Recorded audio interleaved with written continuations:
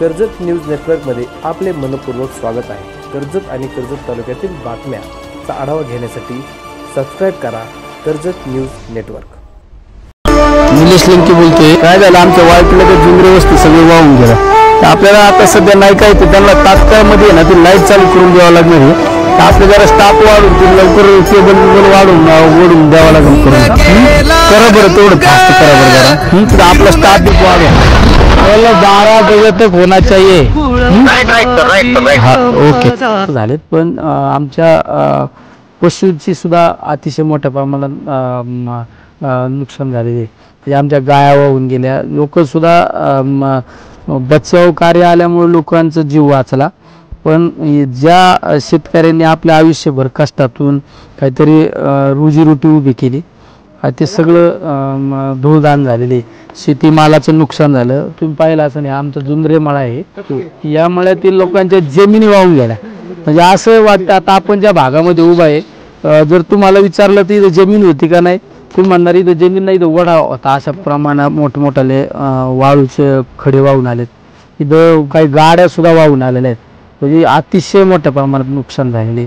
संबंधित मंत्री महोदयांना आणि अधिकाऱ्यांना आता तात्काळ, त्या दिवशी सुद्धा मला ज्यावेळेस कळालं मी दिल्लीत होतो, तात्काळ अधिकाऱ्यांना सांगितलं की नुसते पंचनामे करून जमणार नाही। पंचनामे एका बाजूने शेतकऱ्यांचं समाधान होतं, पण ते ठराविक कालावधीमध्ये होतं।